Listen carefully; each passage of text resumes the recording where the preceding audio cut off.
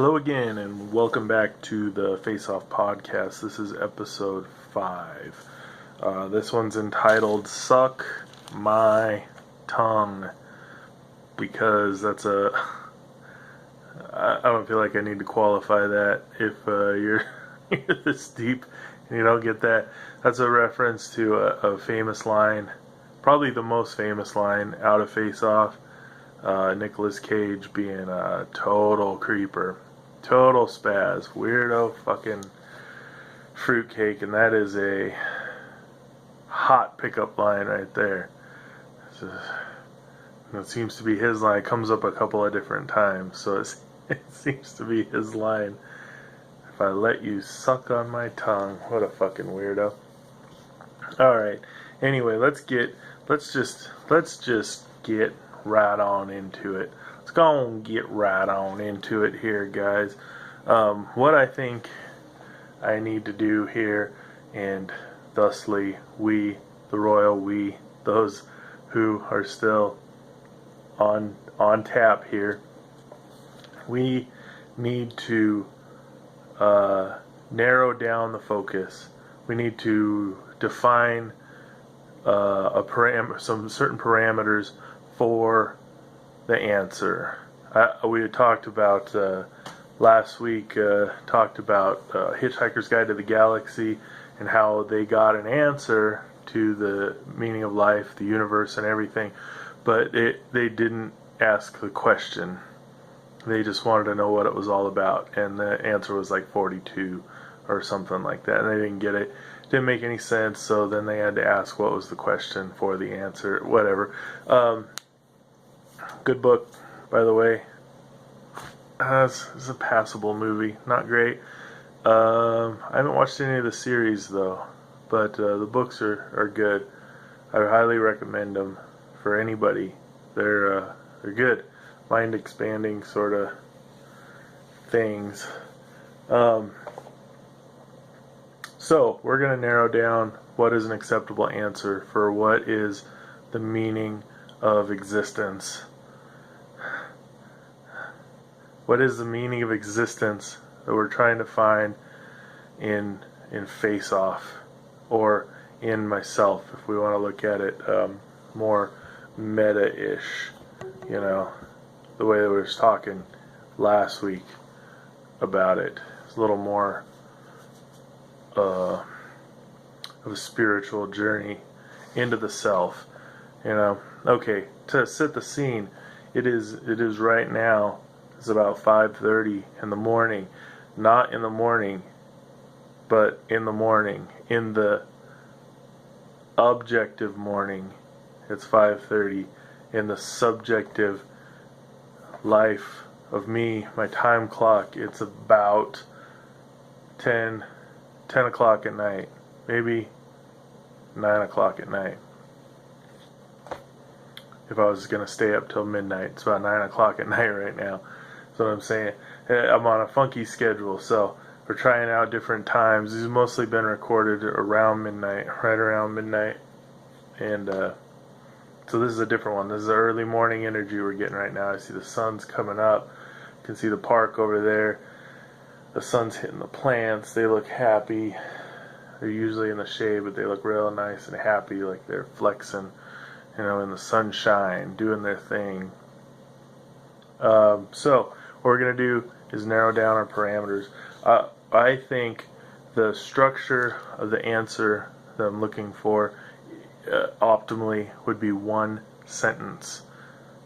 Okay? And that is any number of words. There's long sentences. There was a book that was written by, I have no idea who, but it was one long sentence. It was an entire novel-length book that was one long sentence, and it was, I guess, supposedly grammatically correct too. So, several thousand words. I don't want a sentence like that. I want a pithy, maybe not a pithy sentence, but I want a tidy sentence, one that's it's not asking too much. One that you could memorize quite easily. So, a decently small sentence. I want it wrapped up, is what I'm saying. I want it to be wrapped up. Now, acceptable would be a paragraph, and that would be 2 to 5 sentences. Something you could carry around in your pocket, in your wallet, when you're riding the bus to the Plasma Donation Center on Sunday, and just look at it and stuff. That would be good. That would work. I could deal with that, but it's not optimal. Optimal would be one sentence, one easily memorized sentence. I guess a paragraph could work. I think a lot of prayers are about paragraph length. Like a solid prayer could be paragraph length, but a sentence is really good. There's that one sentence. It's like, give me the strength to change the things I can and accept the things I can't change, and the wisdom to know the difference. That's pretty good. That's a pretty solid bit of thing. If I could add onto it, I would like there not to be any linguistic tricks in it. I don't want some stupid, it's something that rhymes. If it rhymes and it's like, oh, that's undeniable, that's one thing. But I don't want one of those things where it's a flip-flop thing that's like that the politicians use all the time, and actually a lot of people use all the time. It's the most famous one, I guess, would be Kennedy, where he said, no wait, was it Kennedy? I think it was Kennedy. He said, don't ask what my country can do for me, but ask what I can do for my country. So you say one thing and then you flip it around, and people go, ooh, that's amazing. Oh, it's so cool. Because it is. It's a trick. It makes it stick in your head. That's like if you say, oh, that was one and done. It feels good because it rhymes a little bit. And you're like, yeah, that was cool. I feel like I did something now. I don't know why. I got a little weird redneck accent in my brain, I guess. But this is weird. Every single time I talk, I have this weird rattling inside my head. And I don't feel like it's picking up on the microphone, obviously, because I think it's like my eardrum or something. But it's odd. So now we both get to experience that. You get to wonder what it's like, what I'm going through right now, and I get to experience going through it. So that's pretty fun. Got a strange rattle in my brain. It feels a little nasal, like I got a nasal rattle of some sort. Alright, back to our parameters. I want one sentence. That would be great. And it's got to be words that I know or will learn over the course of this show. It's important, I think, to learn words, new words, what they mean, new ways of expressing what you're feeling, what you're experiencing, and it's important because words are what we are banking on right now. We are banking on two of our weakest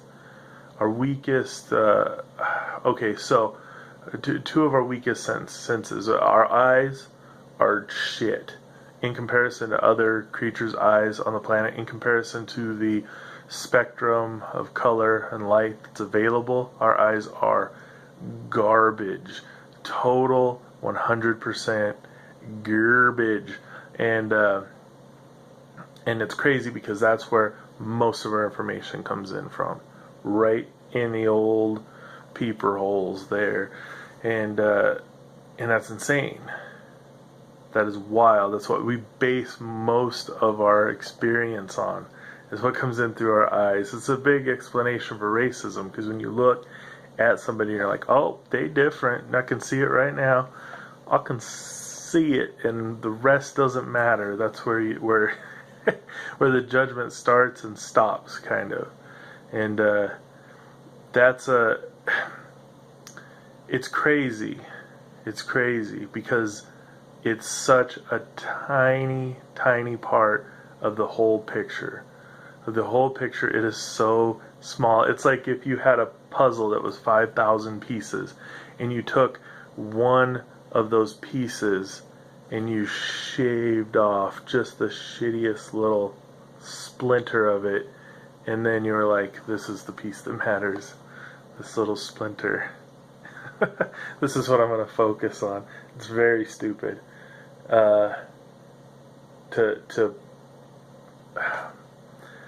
That's like dogs. Dogs don't, their life isn't built around sight. It's built around smell because their eyes are shitty. They use them for stuff, but their eyes aren't great. And their noses are really good. Super good. Their hearing's really good too, but not as good as their noses. People say that if you flip-flopped, so if you took the way we use our eyes, that's how they use their nose, and the way that we use our nose is how they use their eyes. So it's a different ball game for them. It's gonna be a weird. It's gonna be weird. I see that's a bad word. Weird. It's too general. It's not pinpointed enough. It's just weird. It's weird, and weird itself is a very weird word. Like, you ever hear those words where you're like, oh man, was that a funny word to begin with, or something, like penis, or if something else, like if a coconut was called a penis, would it be hilarious still? Would it be like, nah, it's funny, it's a penis, the penis tree, ha ha, and then coconut, you would be like, oh, that, I don't know, it's whatever. Anyway, so weird is a weird word. I need to get off of that. That's what I'm talking about with words here, is you can learn a new word, but in order to make it anything, you have to actually use it. You have to actually think about where it can go and be used. I have a bunch of words. I have a whole word list, and I will admit that I forgot to look at my word list before I started this podcast, because I meant to, and now I can't, because I'm using my phone as a recording device, and I have my computer turned off because it was making a bunch of noise. I didn't realize it in the last podcast. If you heard that, it was going around, round, round, round, round. That was probably in all the podcasts, but anyway, hopefully it's a little quieter today, a little more, and hopefully you're not picking up on this weird ringing in my ear, because it is still happening. I'm going to remind you about it about every 4 or 5 minutes. So I did come up with some words that I know about, and did the research on them. Is an interesting word. I keep hearing myself say It's odd. I skipped the weird. It is odd to be filming and recording and realizing all the strange little things that I do in order to fill space or take up time or whatever. Say or whatever, or that's weird, or hey, check out this thing. So, and then this thing. Oh God, I did the first one. I was smacking all the way through it. I'm trying not to do that now, because it drives me crazy. I listen to a lot of podcasts, and a lot of people do some nasty shit. I listen to the Russell Brand podcast, and they would eat on air. I don't even want to drink. The first one I was drinking. Anyway, I'm crawling up my own asshole right now. We barely even talked about Face Off yet. We're going to. But this is all because I know everybody is just slobbering at the jowls to get to the Face Off talk. Like, what did you figure out this week? There's got to be new stuff. There's not. It's the same old shit. It's the same movie every time. It never changes. And it is so long. It is the longest movie. I don't know if they structured it weird or something. It's like a TARDIS movie. That's the second TARDIS reference, I think, in this podcast. It's like, if you don't know, the TARDIS is Doctor Who, and it's a phone booth thing that's way bigger on the inside. So this movie says it's 2 hours long, but somehow they packed like 8 hours worth of material into it. Not good material, just like packing peanuts. Just packing peanuts. That's actually one of the topics. Let's go ahead and do that. We'll come back. We'll loop back around to the words. But there's doves in this movie. You probably heard that. Ew, that was gross. I need to stop doing that too. It probably looks real twitchy. I took a video of my dog sleeping, my pug, and she did this thing. I'll put it on here. Probably right here. Anyway, she did this thing that's super creepy. And it was like she was dreaming, and her whole face started twitching in all these different ways. And her eyes like popped way open, and they're like, looked like she was having a seizure. or something. She can't talk. She's a dog. It might have been a seizure. I don't know. I'm going to put it on here, though. Maybe. If it's not here, then just don't worry about it. Ask me. Ask me for it. The doves, it's a John Woo signature. He has doves flying around in his gunfight. The penultimate battle. I feel like there are two. I feel like this is the penultimate, the first of two, and the second to the last. And because it splits right in the middle. It goes from this church fight to the speedboat chase, which is just incongruous to the whole movie. A speedboat chase, it's out on the water. What? Just all of a sudden, it's like I actually read somewhere that was meant for another movie, and they just shoehorned it into this movie. Like I think it was Hard Target was the other movie with Jean-Claude Van Damme, and they just shoehorned it right into this movie, and it is awful. I mean, it's actually, it could be that it's better than the movie, like the speedboat chase, because it is. I don't know. It sucks. But during the gunfight, there is a bunch of doves that fly up, and this is a John Woo signature. And I have tried for the life of me to figure out what the doves could represent, what the metaphor of the doves flying up in a gunfight could represent. I think it represents birds flying up in a gunfight. They look pretty. Maybe, I don't know. The closest I could come up was like innocence. Lost, like innocence stirred up. You know, they're these pure white creatures, and they're peaceful. They're fine with just being around, and then all of a sudden, chaos. And there's feathers everywhere, and it's madness and stuff. That could be a thing, but I don't think so. What I think it is it is 100% style. It's 100% visual signature, a representation of John Woo's personal style. And I think there's no substance to it beyond that. Not saying there's no substance to style. You know, style is a thing. It's a thing. You have it. You have your own personal style, and there can be more or less substance to it depending on who you are, and your experience, your circumstances and stuff. So that's what I think it is with John Woo. It's 100% style, no metaphor at all. And that's the opposite of what I want to do here with this. I want to do substance over style. And I'm doing, like, there's probably something going on back here right now. That's more practical for me because I'm just practicing doing things with the video and stuff. So it's probably either some weird geometric thing or a cityscape or the trees or a sprinkler going in slow motion or my dog's face twitching 300 frames per second or something like that. But that's more practical. I'm doing that for my own experience, doing it, working it, making it happen. It's less like, oh, I'm trying to make this look pretty back here. I don't really give a fuck. I mean, stripes, whatever. Got this shit going on, whatever. You know, I found these glasses on the street. I popped the lenses out and put my lenses in. I like them way better. They're nice.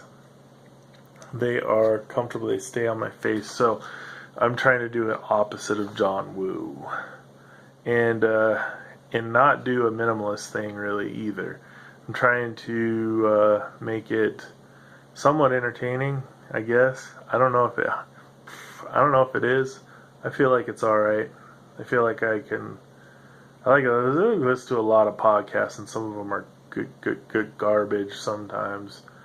But I guess I don't listen to those ones. So I don't know. I listened to this one. That's weird. Just to test it out. There was a Cribs episode with Jack Black where he was driving him around. Oh no, it was A Day in the Life. Diary, was that it? You think, but you think you know, but you don't have any idea. That was the way he was driving around with a camera crew, and he was driving through L.A. and he saw a billboard for School of Rock with him on it, and he just pulled over the car and jumped out, got on the roof of the car and posed like in the billboard.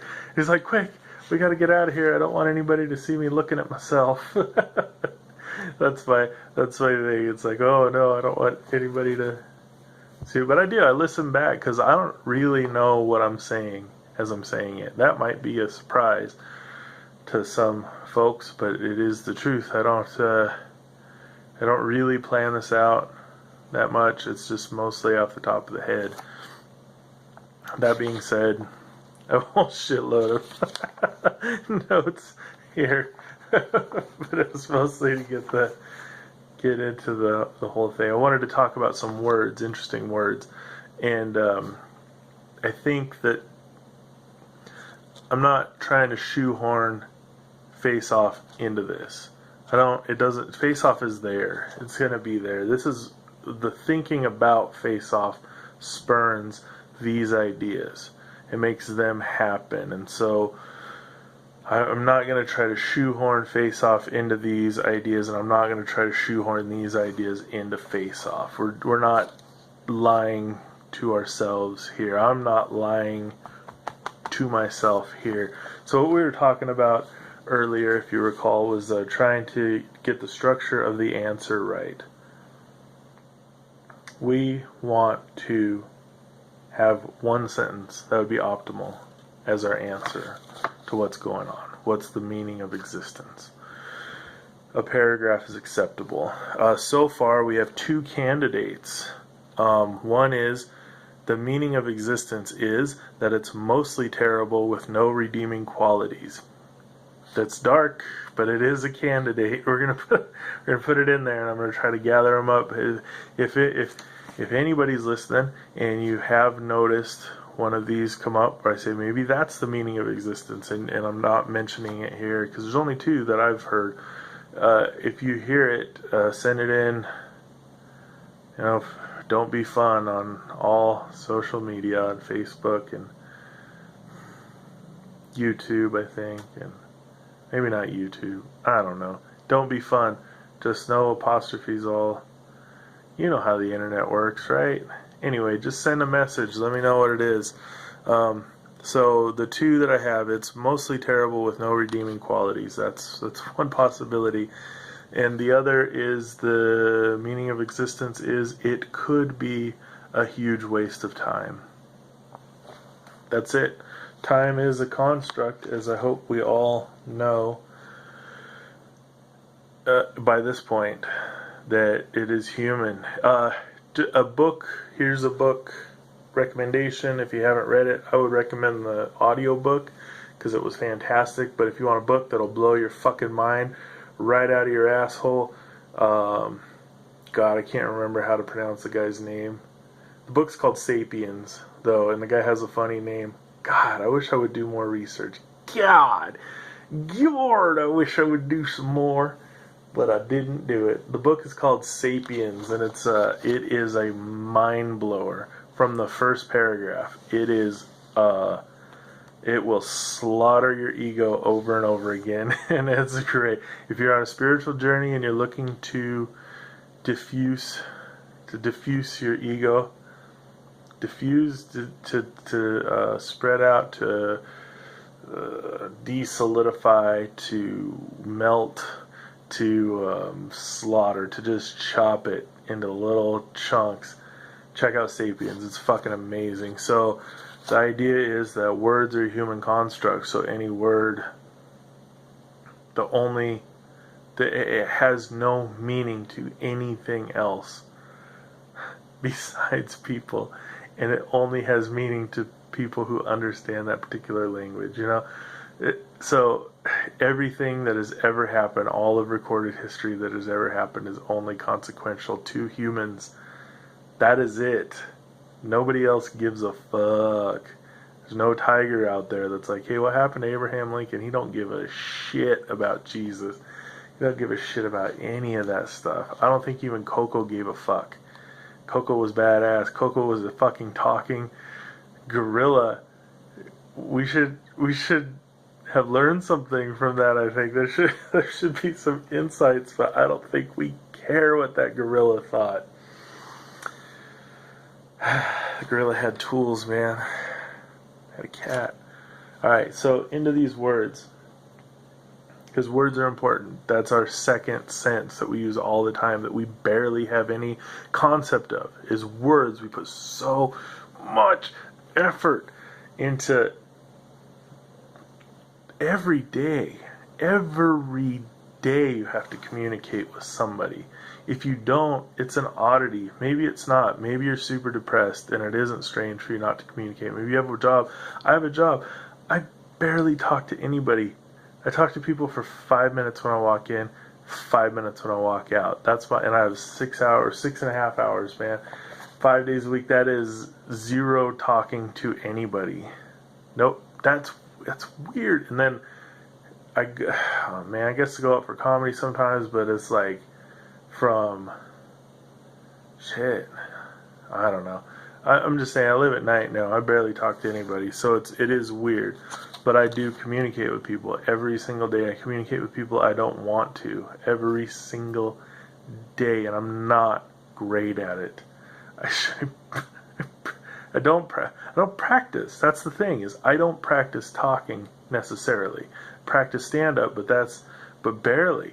Like, I'll practice it on stage, basically. I don't really like to practice off the stage, but that's not, man, I guess this is kind of practice. This is kind of communication practice. I'm trying to get my thoughts out of here and work them into words and put them in your ear holes, and then have them go into your brain and become something new. You know, I don't want to sit here and tell you things you've already known. It is nice, though.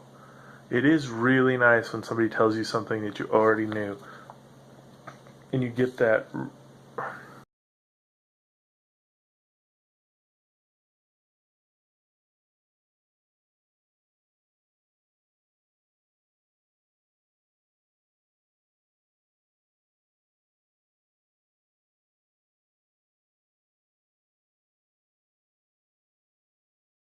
I had to pause to get a drink, and because my player only records for half an hour, I drink this Cascade Ice. I only mention it because I rarely drink soda anymore, and I used to drink 2 liters of soda, like 2 of them a day, and I rarely drink soda anymore, and the only reason is because of that stuff that has no sweeteners. It's just flavored sparkling water with no sweeteners or anything like that. So, and I hated it for the first couple of weeks, but first couple of months, first couple of years, but now I drink that shit all the time. It's kind of expensive, I guess, but it's good. I mean, I would be, if it wasn't drinking sparkling flavored water, I'd be drinking soda, as much of it, because I need that carbonation, I guess. I don't know what it is. I really don't. But I know I was super addicted to soda, and I'm not as addicted. Like, I rarely drink soda anymore. It's more milkshakes now. I don't think that's any better. But I don't drink, I mean, I'm not going to drink like a 4 liter of milkshake a day. That would be ridiculous. Any amount of milkshake is ridiculous. If I'm being honest with myself here. You know, so, okay, I got this words list. So, I came across some of these words in books, and other ones just thinking about them, and a lot of them you'll probably know, but maybe some of them you won't. Deja vu, for example. Deja vu is the experience of feeling like something that's happening for the first time, you've already done it before, and that you did it exactly the way you were doing it. I had deja vu one time when I was working at the drive-in up in Colville, Washington, and my sister was working there also, and she was changing a sign up, putting in letters up on a sign, and I was like, oh shit, this already happened. But there was absolutely no way that, I mean, it did not, but I had that. And that's just one random example. I have deja vu on a regular basis, like probably, I would say at least 3 or 4 times a month, something like that. And it's a really weird experience. The way I think about it is that I feel like it's a marker.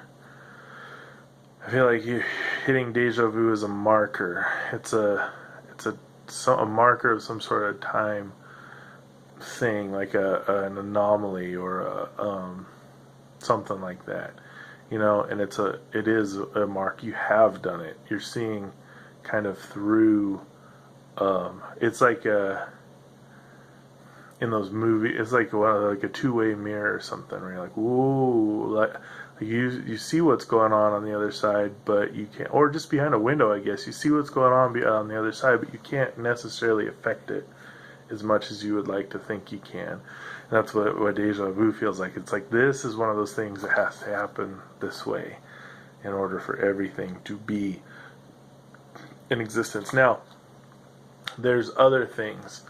There's other types of deja vu style things. So there's a thing called deja entendu, and I'm going to go through these last ones kind of fast because they're a little bit less, but deja entendu, it literally means already heard. So it's the experience of feeling sure you have already heard something, even though the exact details are uncertain or perhaps were imagined. So it's like if you hear a song for the very first time or something, and you're like, I know this song. I know it, but I don't know. But I don't know it. You know, that's what that is. Deja entendu. Deja reverie or revi. Deja revi. I think these are French. Deja revi. Deja revi. It's a feeling of having dreamed something and then it happens. So you're going through your day and something happens, you're like, oh my god, I had this dream last night or last week or something. It was a premonition, a dreamed premonition, you know. Deja revi. It's got a bunch of little slants and shit like that I don't know what they mean. Presque vu. I don't think French roll their R's. Presque vu. This is almost seen. It's the intense feeling of okay. I have to turn on my computer. It's gonna be noisy. God damn, that's noisy, huh? Sorry about that. I just got to. My battery's running dead. I'm so broke. Stupid. Alright, gotta turn on the computer. But just try to ignore. Now I can't ignore it at all. I should just go back and redo the whole thing. It's so loud, isn't it? It's like grinding. Rah, rah, rah, rah, rah, rah. Listen to Eckhart Tolle. If you never, or Eckhart Tolle, I don't know how to pronounce it. If you never have, he's a cool guy, German guy, totally fucking badass. But he's like a spiritual teacher or whatever. I wouldn't call him necessarily a guru, but definitely like a self-help person. But I was listening to one of his talks, and he was talking about presence and being present in the moment, because presence is not the same as patience. Patience implies that there's a limit to it. Presence is just what you can do in any moment. You can be present in any moment that's happening, no matter how unpleasant or annoying it is. But during the talk, he was talking, and as he was talking about presence, this just cacophony of sirens started up, and he was like, "Oh, good. There's an opportunity for us to be present right here." Because everybody's got like a German accent. Oh, good. I don't know. He's very soft-spoken, but a total fucking badass. But like, yeah, here's an opportunity for us to be present. I'm so sorry for your ear holes, but this is an opportunity for us to be present together, because this is driving me crazy too. Because I'm just imagining it. I'm imagining the first half of this thing. being nice and quiet. And like, oh, it's better than the last one. And then all of a sudden, just, oh, shit, I got to do this. Grind. Anyway, my phone's plugged into the computer. I thought, I need it for battery. It's so cheap. All right. So, presque vu. This is a good one. This one I like a lot.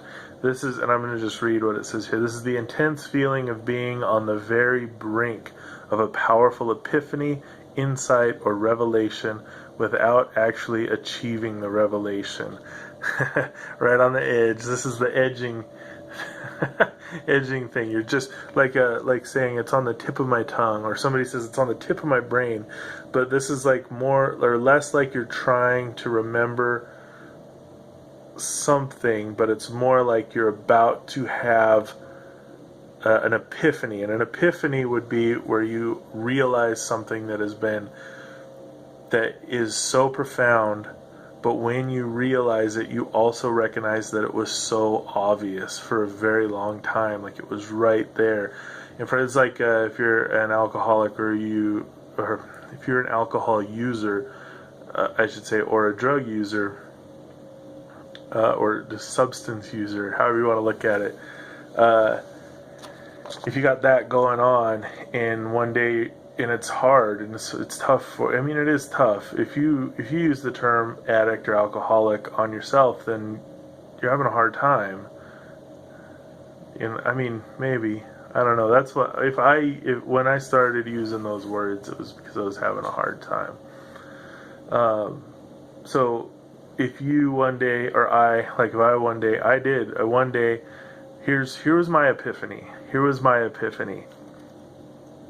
Is I was drinking. This was after I quit smoking crystal meth, and I was drinking a lot, and I. Nope, that's wrong. This was before I. This is the worst epiphany. This is before I got into crystal meth. So this was an alcohol. So this was an epiphany that didn't even take hold until years later. But I was drinking and I was getting drunk, and I thought, this is great. I should just do this every day. And there was another voice inside my head that went, no, that's bad.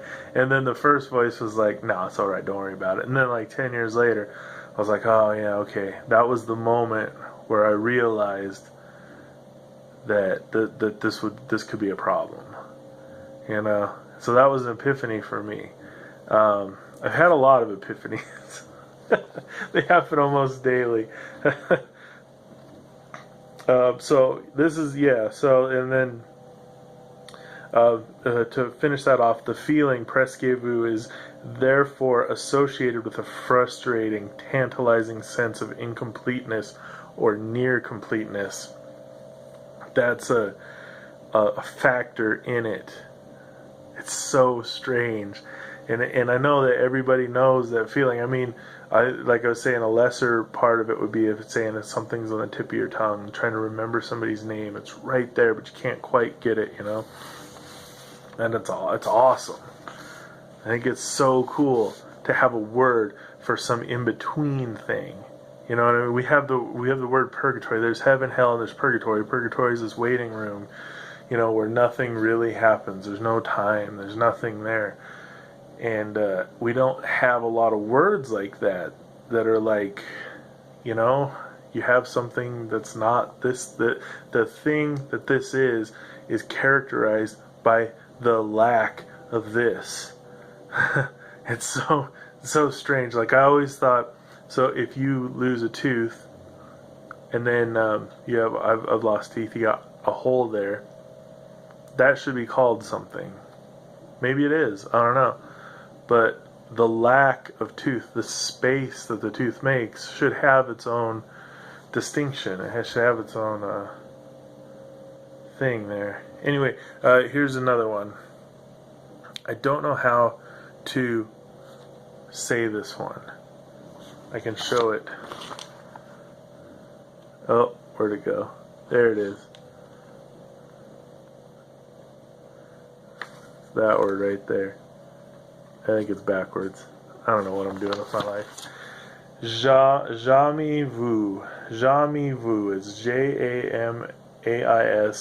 Vu. Jamais vu. I think that's how you would say it. Jamais vu. It's from the French meaning never seen.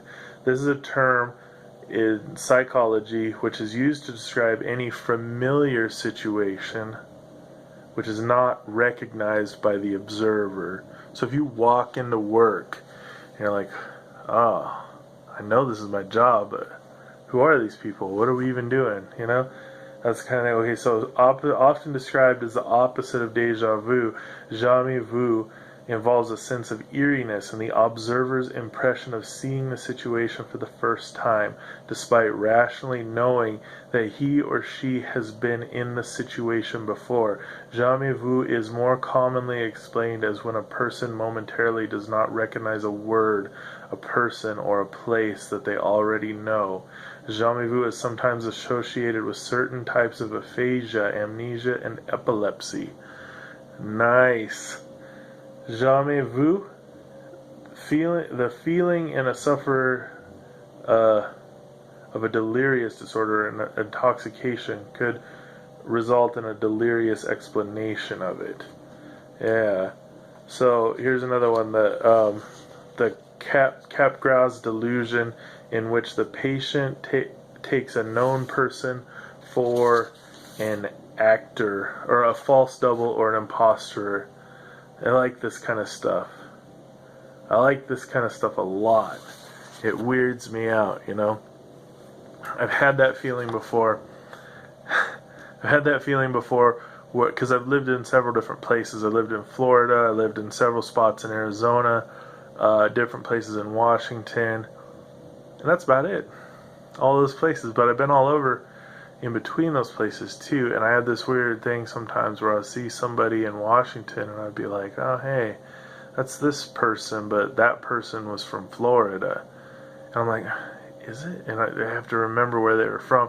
But then I've had things where I will meet somebody in Florida and I'll be like, this person just seems like Bob here in Florida seems like Jeff up in Washington. It's just a different role that he's playing. Like Jeff's an actor. He's just playing a different role in my life, like this weird Truman Show thing. You know what I mean?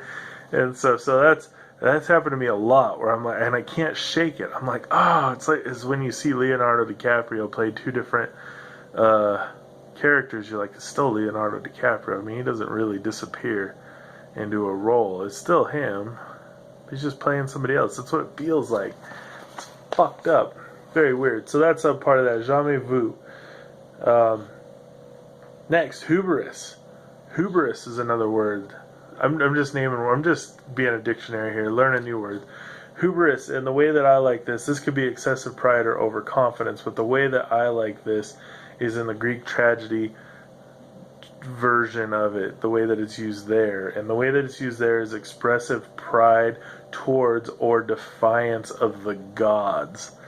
Yeah, so it's like saying, you don't control me, to the gods that you pray to. Like, I am the one who's doing this. Like, I'm the conqueror of this world, of these worlds, and you are nothing to the gods, you know what I mean? And this leads to nemesis, and nemesis is an inescapable agent of someone or something's downfall.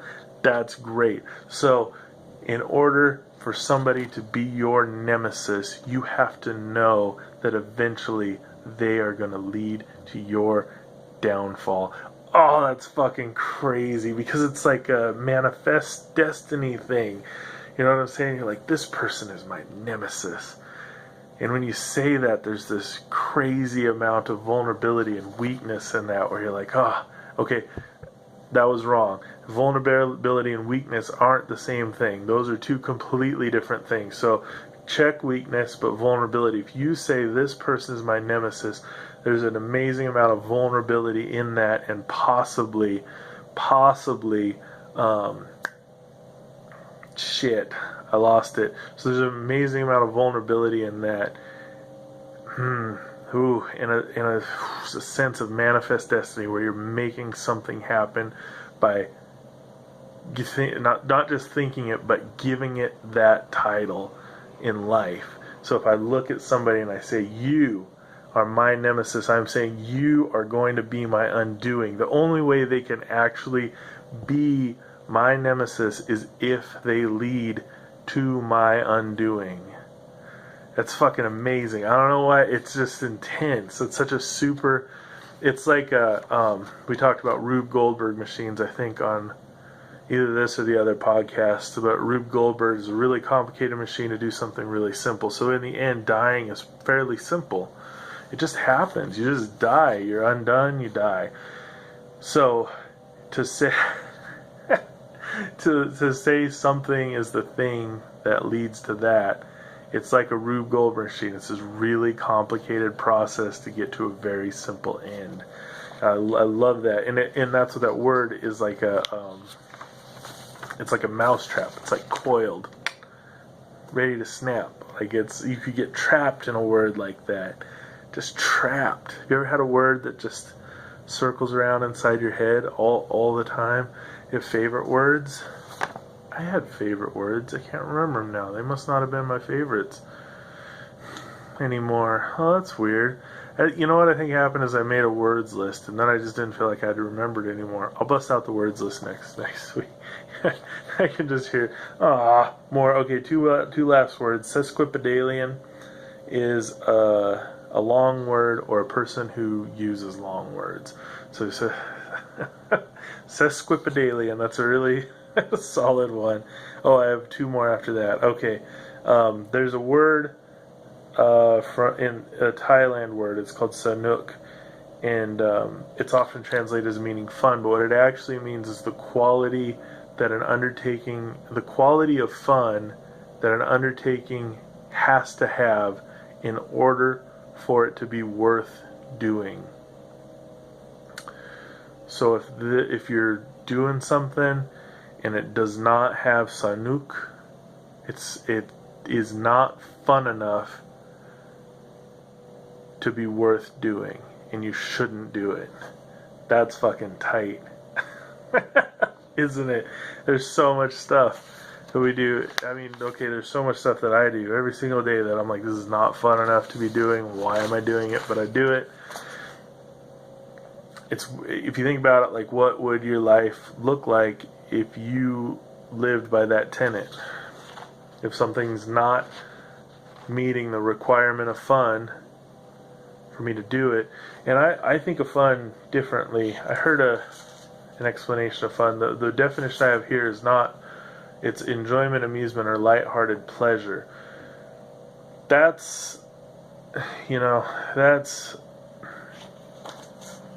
is one aspect of it, but I feel like fun is almost the reverse of that sanuk. So I feel like there has to be. So the doves in John Woo movie are fun. They're just this explosion of life. They're fun, but there's no purpose to them. So too much of that is just candy. You know what I mean? So I think the fun has to have a creativity behind it. You know,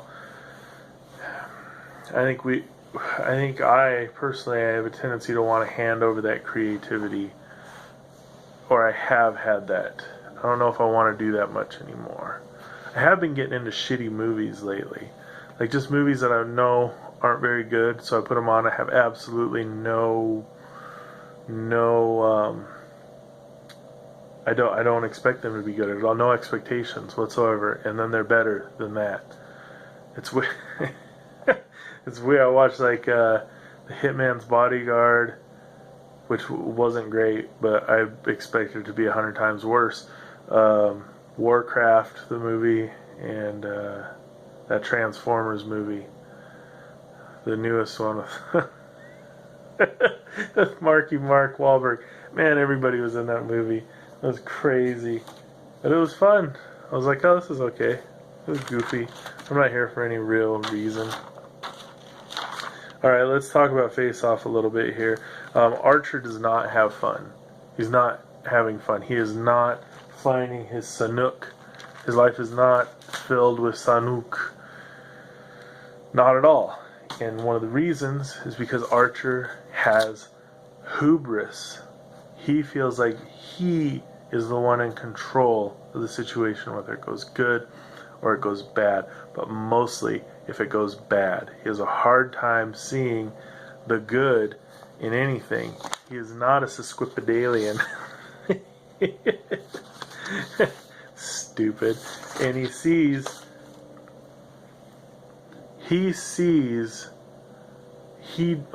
does not see Castor Troy as his nemesis.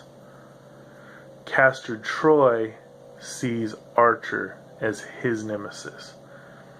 And so Archer is Castor Troy's undoing, and he knows it. I feel like he knows it from the beginning of the movie when he kills that kid. He says, oh, fuck. I just did it. Might as well have some fun in the meantime. I think that's why I left him alive. He was like, alright, this is it. Like, he had the feeling. He had, like, it seems like he maybe had the sense. Like, if he would have taken that second shot, his gun would have malfunctioned. It would have exploded in his face or something, you know? He just knew that this person had become his nemesis, that he had created his own undoing, you know?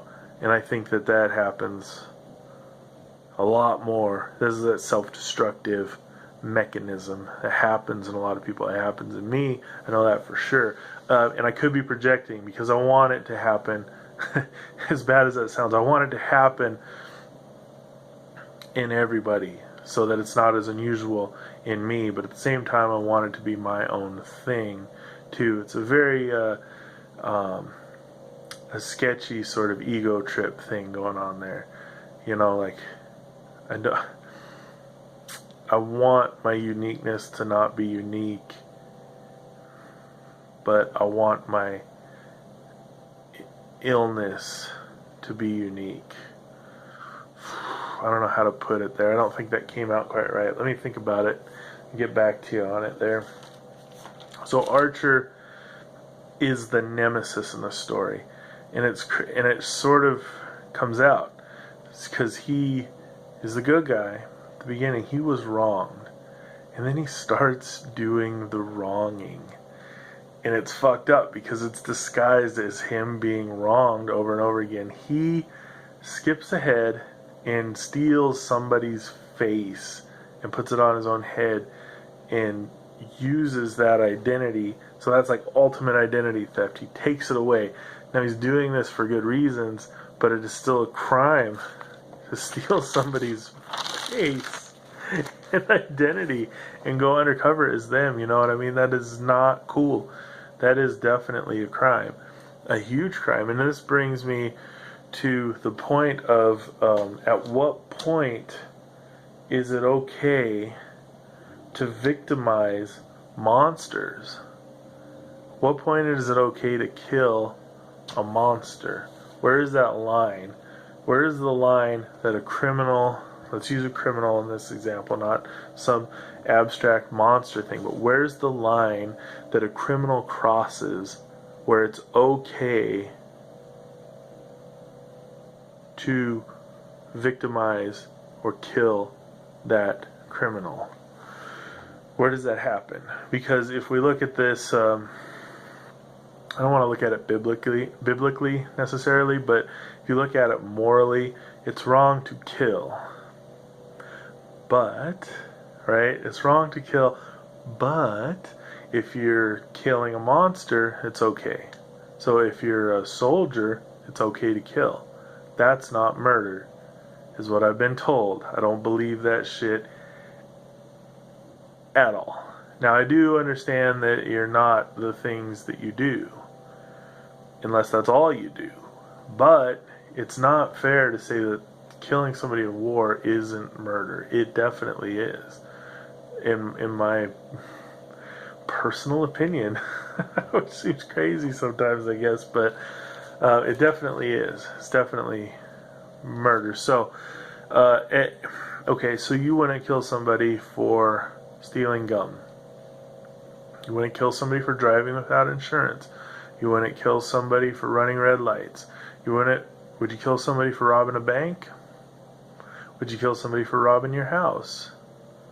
There's an interesting distinction there. So, if a person goes into a bank and the security guard shoots them and kills them, they killed somebody in the service of money. It was their job, right? So if somebody comes into your house and you kill them, if somebody comes into my house and I kill them, then I've committed murder in the service of blank. And it's hard to know if they're already dead. Because if they were just coming in to steal the TV, then I killed them in service of shitty TV, to save a TV. And if I'm being honest, I would give up all of my TVs. I don't have a bunch of them. I would give up my everything. I would give up everything in my house, for sure, to avoid killing somebody. I wonder if I would give up everything in my house to avoid being killed. Yeah, definitely. But that's odd, isn't it? Like, those people that get shot fighting over a wallet or something, you know? That's a weird thing. That's weird. I've always had this idea that if somebody steals from me, they needed it more than I did. There's a karmic wheel or something like that. And I've stolen plenty of stuff. Even stuff that I didn't need. I just wanted it. To use it or needed it. Just wanted it, you know? Man. I don't know about the karma thing, though. Jeez. I get all twisted up here. So, I don't want to kill anybody. Gotta pause on that. Kill anybody. For any reason. I don't want to be violent with anybody. That doesn't mean I don't feel it, but I don't want to do it. And I would like to think that if it came down to it, and I had to choose between dying and killing somebody, that I would accept, I would have the presence of mind to accept that this was my time to go. It's a little touchy. It's a little touchier if you involve other people, because if you involve people that I care about, then the likelihood that I wouldn't be able to accept that it's their time to go gets way higher, you know. So these are weird hypothetical situations. I don't feel like I've been in too many situations where my life was on the line, where I had to make some weird choice, you know. Pause 1 second there. Sorry about the pauses. I'm just pausing to drink. I don't like drinking on camera. It's gross. So, Archer's crimes, we're going to just leave that behind. I hope it comes back out, you know. Violence is crazy. But let's go back. I'm going to get back to Face Off here. Archer's crimes aren't just against Castor Troy. Archer's crimes are against Eve, they're against Jamie, they're against Mikey, they're against his whole family, you know. Maybe not Mikey. Maybe Mikey represents the beginning of his slide, of Archer's slide into criminality. And his crimes aren't necessarily legal crimes, but they are like moral crimes, where he's not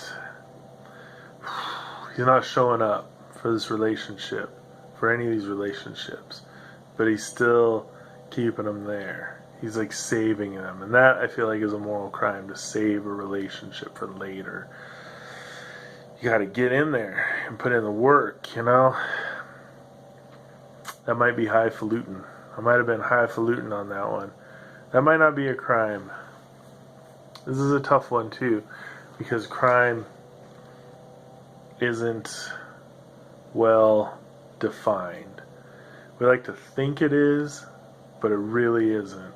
I think Dave Chappelle had that really astute bit of like, you can talk, like he was saying, if you get pulled over, you should talk to the police like a gangster from the 30s, you know, because it's not illegal. You can do that, but that could be the thing that leads to your undoing. If you do that to a police, that could be the thing that makes them your nemesis. You know what I mean? Okay, I'm just here. Okay, so on the same note, do people become so distraught that the only thing you can do for them is to kill them? Is that a thing? Is there people that are so messed up that the only thing that is left available to them is to kill them, to end their life, to end their suffering? I could see that in the sense of like if somebody was getting eaten by zombies and you're flying away and you got one shot left in your gun and you give them the old shoot to the brain so they don't have to wake up as a zombie and also they don't have to suffer with being eaten anymore, right? There, so that person became so distraught there was no reversing what was happening to them. And you had mercy on them. Now, is it the same thing? Like, if somebody is so fucking batshit crazy that all they can think about is murder and rape and mayhem and destruction, and the only thing that can be done for that person is to kill them, to put them out of our misery at least, you know? Where's that line? Like, how do we define that line? Because it doesn't seem like there's a way to make it true, to make it universal, because everybody's so different. There was a musician in New York called G.G. Allen. I don't know much about him because I didn't like what I saw. He was a singer for his band, and he would start fights and he would cut himself and he would shit all over himself during shows and roll around and shit and puke and vomit and all this stuff. And the last show that he played, he said he was going to overdose, he was going to commit suicide on stage, and that was what he was going to do. And he didn't end up killing himself on stage, but he did go home and overdose that night. So that's a thing. So that person pushed the limits of my understanding of acceptability in art, even. So I was like, oh, that's definitely not for me. So you do that over there. That's fine. But he wasn't crazy enough for the police to come in and shoot him, or even to throw him in jail. I mean, I'm sure he went to jail a few times, but not like locked down for life. You know, that wasn't crazy enough. But how much further would he have had to go in order to be thought of as crazy enough to where your craziness isn't survivable? You need to die or be locked up for life or something, you know? I don't think those lines are defined well enough. I don't think they're defined well enough to be helpful. I think eventually in the future it's going to be looked back at our prison system. I mean, right now people look at it in our prison system and the way that we enforce laws and stuff like that. It's barbaric. It's barbaric already. It's barbaric in its own time.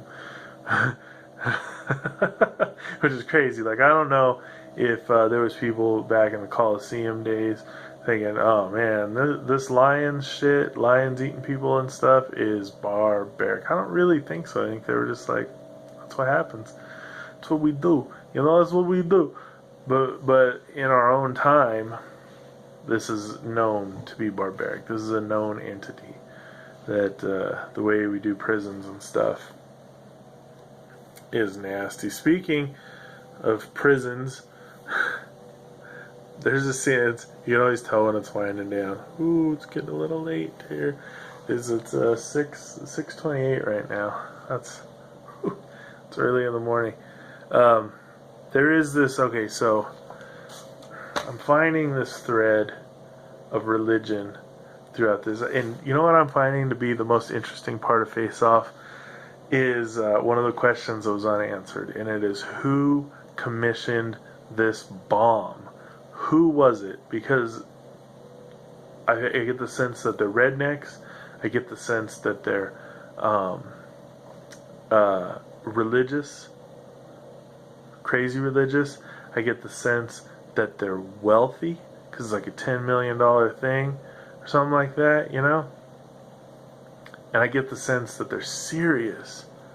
They're super serious. And one of the things that I just recognized today was there's a part where Castor Troy says, I'm about to unleash the biblical plague that Hell A deserves. So, what a loaded sentence. Because Castor's not religious, does not give a fuck. He is a psycho. And he's an assassin, or he's a terrorist for hire. So, he got hired by somebody, and they influenced his thinking a little bit. At least to the point where he was, making at least jokes about it, if that's a joke, But to say it's a biblical plague that Hell A, so weird. We talked about this before, but Castor is totally LA. He's LA to the bone, And it's crazy. So that's what I'm trying to figure out. There's religion at the beginning. There's the facade of religiosity. I just made that up. There's the facade of religion at the beginning where Castor's pretending to be a priest. And then there is the church at the end. That's where the final showdown, or the penultimate showdown happens. And then there's this thread throughout of this bomb that is... I need to know who the terrorist group was. Not the terrorist group, but who the group was that hired him as a domestic terrorist to do this, to build this bomb for $10 million. I gotta know who it is. I'm gonna figure it out. There's a scene in the prison where Castor Troy, or one of Sean Archer's crimes, he kills people too. He shoots people, good people, cops, shoots them and stuff, and they die. That's a crime. He can't do that. There's one scene where he finds a jar. This is in the prison during the escape. There's these two guys that are all decked out in their riot gear. They're shooting at him, and he finds a huge jug, a glass jug of sulfuric acid, and he throws the jug up in between them and shoots it, and it explodes and covers them in sulfuric acid, and they flop around and they tip over the railing and they fall like 25 feet on steel. Those guys are dead. That's what happens when you fall like 25 feet on steel covered in sulfuric acid. You're dead, kid. You're dead. Alright? So that you just add that to Sean Archer's crimes. He was doing all that stuff in a stolen face. Stole it from a criminal, but still stole it. You son of a bitch. Alright, we're gonna leave on a weird note here. I found out who Karl was. If you recall, I didn't know who Karl was, who Danny Masterson played in this movie. I was like, Karl? Who is Karl? And I didn't know because he doesn't have very much screen time. Karl is Jamie's boyfriend, the one who writes, who emails her an erotic poem. It's so stupid. And then tries to rape her in the driveway of her parents' house in his car. So, oh, and then he gets the holy living shit kicked out of him by Castor Troy as Sean Archer. So John Travolta gets the shit kicked out of him. Not quite enough, but pretty close. So, Danny Masterson, huh? That's an interesting one. He's got unresolved allegations in the air.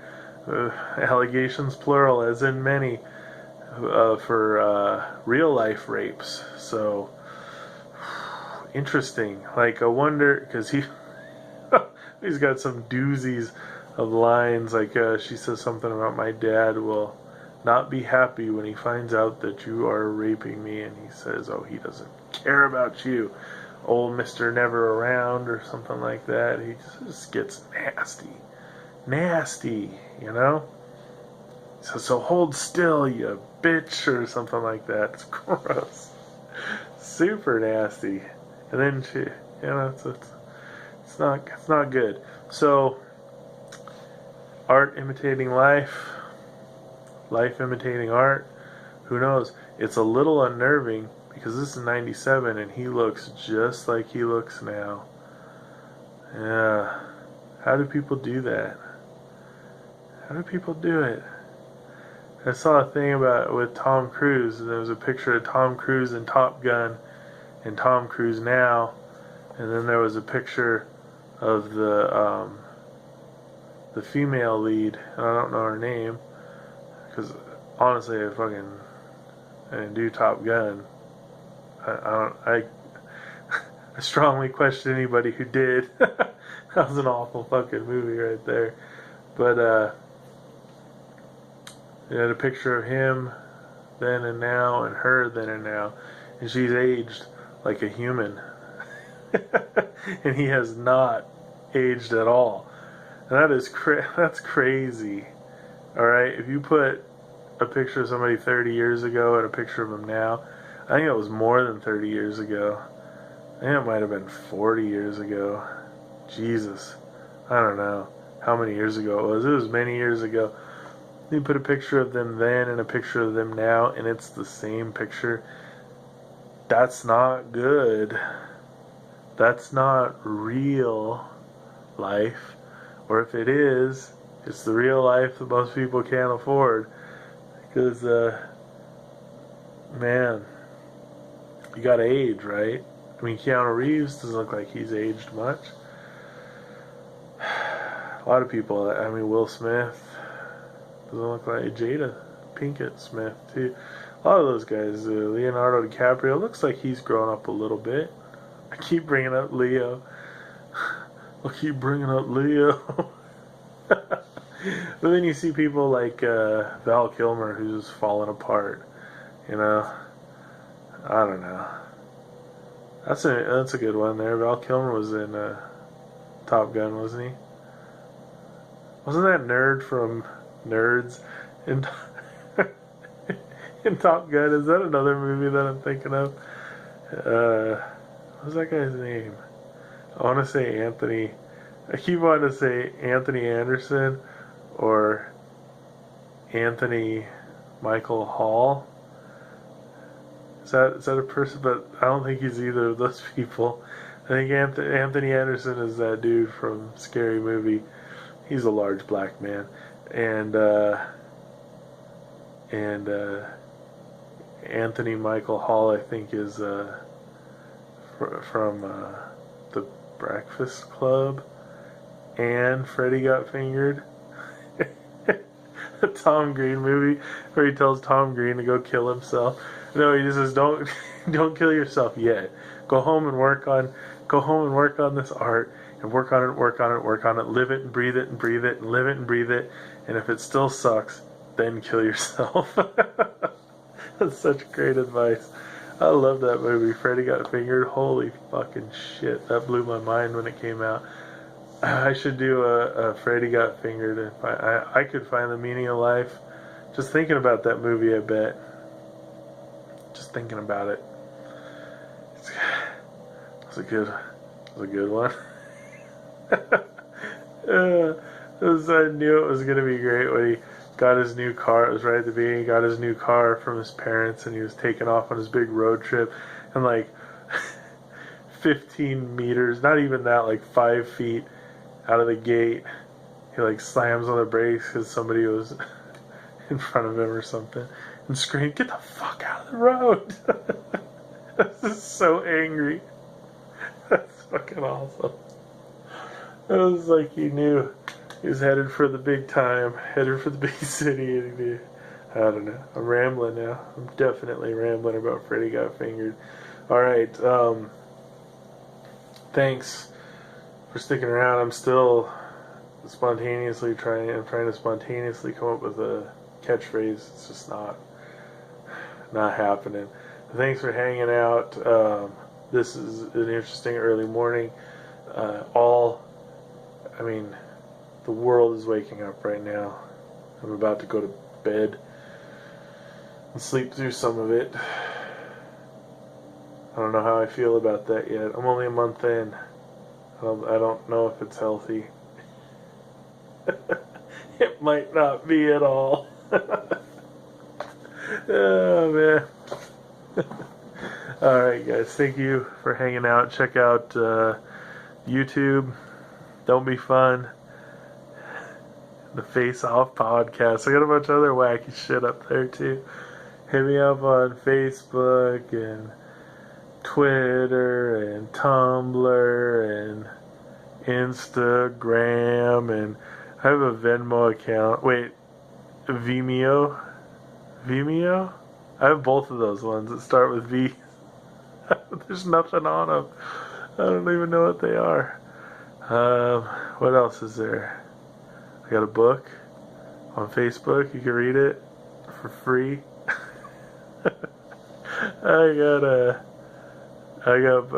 There's poetry on the internet if you can find it. It's not hard to find. What else is there, man? There's other stuff too. Let's see here. I got another thing. Yep, I got a thing and a stuff and a thing. That's about it. Alright. Go do all that stuff. Give me more reason to stare at my fucking phone all the time. That's what we all need. This is what I've been doing for the last hour and a half, is staring at my fucking phone. It's like I'm enamored with it because it has my face on it. That's what I want for a screensaver, is just a mirror. Like this, but just with all the stuff on it. I would never have to look away. I could just crawl inside my own asshole and do the old thing. Do you remember Aladdin? There's a part in Aladdin, the cartoon, and I think they're gonna make this into a live action movie. I think Will Smith is playing the genie. Stupid. What an idiot. But I wonder if they're going to do this part, because this is one of my favorite parts. It tripped me out so bad just recently. I don't know if you watched that movie, but there's a part where the genie, he gets really big, and then he puts his face down close to the ground, and he opens up his mouth, and his tongue comes out and forms stairs. So his tongue forms stairs out of his mouth, and then he comes walking out of his own mouth and down the stairs. That's fucking trippy, man. It's so weird when you actually watch it. I'm gonna grab that actually and put it up on. It's so stupid. I am fucking rambling. Alright, man. Hey, it is over now. It is done with. Alright? This is too much. You guys have a good fucking day. Just go out there and really, like, caress. Just really like lovingly caress the day. Just really make the day feel comfortable. You know, we get to know the day, get to know what it wants and needs, and just feel it. Just snuggle up next to it and just caress it softly and gently, and breathe it in the same pattern. Find the day's breathing pattern and breathe along with it. And if you guys fall asleep together, that's okay. Just fall asleep together with the day in the middle of the afternoon on the couch. It's okay. It's gonna be fucking fine. Just be nice to the day. Be nice to yourself too. Yeah, give yourself a big old hug from me. And but don't hug me if you see me. I don't like it. It's gross. Oh, hey, here's what you should spend the day doing. Go on to YouTube and watch Don't Hug Me, I'm Scared. I think there's 6 episodes. Don't Hug Me, I'm Scared. It'll take you about an hour. It's phenomenal. It's a good times. Alright, and Don't Hug Me, I'm Scared didn't sponsor this episode. McDonald's did. Carl's Jr. did. Carl's Jr. is responsible for this garbage. They didn't send me anything. They're not even aware that I exist. I'm going to tag them in my next post, though. Alright, you guys. Thanks again. This is actually the end. Goodbye.